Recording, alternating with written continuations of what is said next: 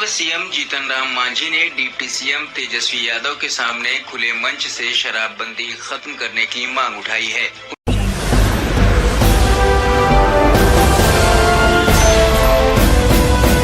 महिलाओं के साथ भारत जोड़ो यात्रा आज कश्मीर के अवंतीपोरा के चुरसू से शुरू होगी, जिसमें पूर्व मुख्यमंत्री महबूबा मुफ्ती महिलाओं के साथ शामिल होंगी। प्रियंका गांधी भी यात्रा में शिरकत कर सकती हैं। बिरला इंटरनेशनल स्कूल के पास यात्रा टी ब्रेक के लिए रुकेगी। वहीं पंठा चौक के ट्रक यार्ड में राहुल गांधी रात में रुकेंगे। शुक्रवार को राहुल गांधी के सुरक्षा घेरे में कई लोग घुस गए थे, जिसके चलते यात्रा रोक दी गई थी। राहुल ने इसके लिए प्रशासन को जिम्मेदार ठहराया था।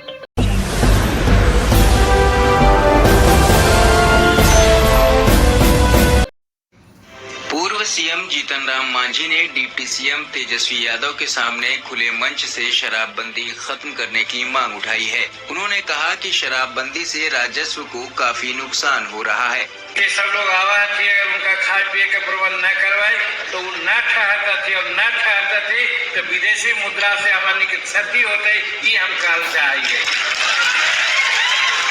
यही वजह से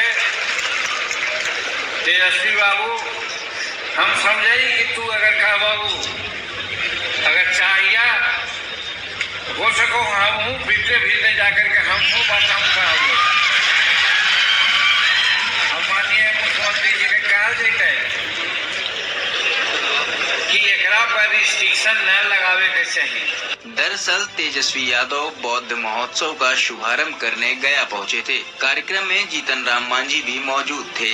इसके पहले भी जीतन राम मांझी राज्य में शराबबंदी खत्म करने की मांग उठा चुके हैं।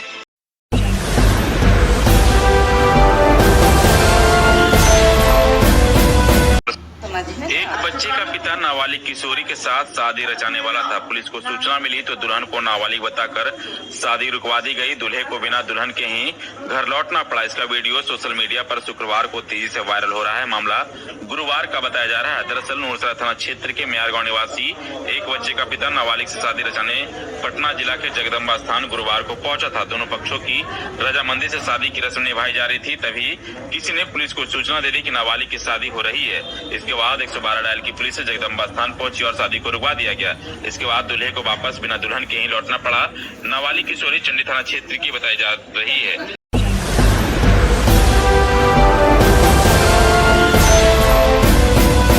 जानकार ये बताते हैं कि यदि उपेंद्र कुशवाहा खुद इस्तीफा देते हैं तो उपेंद्र कुशवाहा को लेकर सबके जहन में कई सवाल आ रहे हैं। उपेंद्र कुशवाहा पार्टी में रहेंगे या पार्टी से बाहर जाएंगे? वो खुद इस्तीफा देंगे या पार्टी उन्हें बाहर का रास्ता दिखाएगी?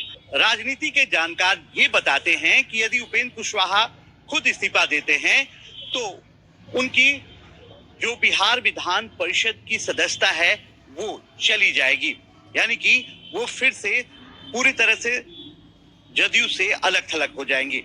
यदि जदयू उन्हें बाहर का रास्ता दिखाता है तो उनकी ये सदस्यता रह जाएगी और वो एमएलसी रहकर जेडीयू के खिलाफ बड़ा आंदोलन भी कर सकते हैं।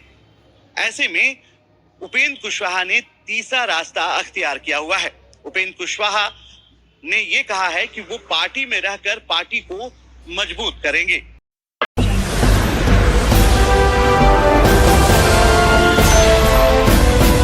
विसर्जन के दौरान हंगामे की सूचना पर समस्तीपुर जिले के मुफस्सिल थाना क्षेत्र के मोहनपुर रोड में नक्को स्थान के पास शुक्रवार शाम सरस्वती पूजा विसर्जन के दौरान हंगामे की सूचना पर जा रही मुफस्सिल थाने की हॉक्स टीम हादसे की शिकार हो गई। इस घटना में टीम हॉक्स के 2 सिपाही श्रीकांत कुमार गुप्ता और प्रमोद कुमार जख्मी हो गए। दोनों को स्थानीय लोगों के सहयोग से सदर अस्पताल में भर्ती कराया गया है। घटना की सूचना पर मुफस्सिल थाने की पुलिस भी सदर अस्पताल पहुंचकर जख्मी सिपाही का हाल चाल जानी है। उधर बताया गया है कि मुफस्सिल पुलिस को सूचना मिली थी कि सरस्वती पूजा विसर्जन को लेकर मोहनपुर नक्को स्थान के पास जुलूस निकाला जा रहा है। इस जुलूस में कुछ लोगों द्वारा हंगामा किया जा रहा है। सूचना पर सेक्टर मोबाइल श्रीकांत और प्रमोद को बाइक से मौके पर जाने के लिए कहा गया।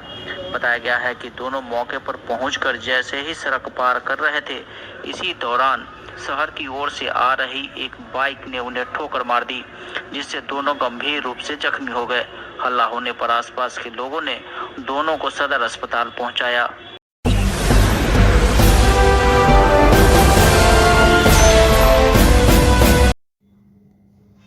मुंगेर में 2 बच्चों की मां अपने प्रेमी के साथ घर से भाग गई। हैरानी की बात ये है कि प्रेमी रिश्ते में उसके पति का बड़ा भाई है।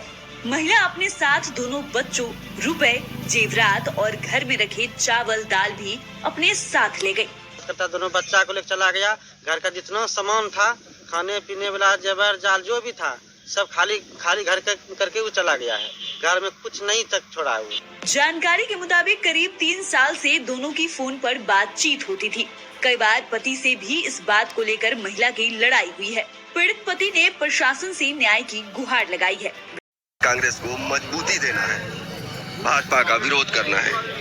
इसको लेकर कांग्रेस ने सदाकत आश्रम में महत्वपूर्ण कार्यक्रम आयोजित किया और इसमें संगठन, संपर्क और समन्वय पर फोकस किया गया। ये जिम्मेवारी किसने दिया गया है कि जो आदमी अपने आप को अननोन समझता है, गुमनाम समझता है, उसका सीना भी चौड़ा रहे। तारिक अनवर भी है, अखिलेश सिंह भी है, अजीत सिंह जी भी है। अभी जैसे हम लोगों ने यात्रा शुरू किया, 200 यात्रियों की लिस्ट यहाँ से बनी कि 200 लोग परमानेंट साथी चलेंगे, लेकिन मुझे दुख के साथ यहाँ कहना पड़ रहा है तो उसमें केवल 20-25 साथी चले, बाकी 175 गायब हो गए कहीं कहीं। ये नहीं होना चाहिए। आप अपना नाम पहले वापस ले लीजिए। और जब तीसरा चरण का हम लोग यात्रा शुरू करने जा रहे हैं तो वैसे साथियों की जरूरत नहीं है, आपको किसी और काम में लगाया जाएगा। बड़ी बात यह कि अखिलेश प्रसाद सिंह जो कांग्रेस के बिहार प्रदेश अध्यक्ष हैं, उन्होंने नसीहत दी कि कांग्रेस के तमाम नेताओं कार्यकर्ताओं को अनुशासन में रहना चाहिए। बड़ी बात यह कि डेलीगेट पर यह जवाबदेही पहली बार दी गई कि निचले स्तर तक कांग्रेस को कैसे मजबूत करना है।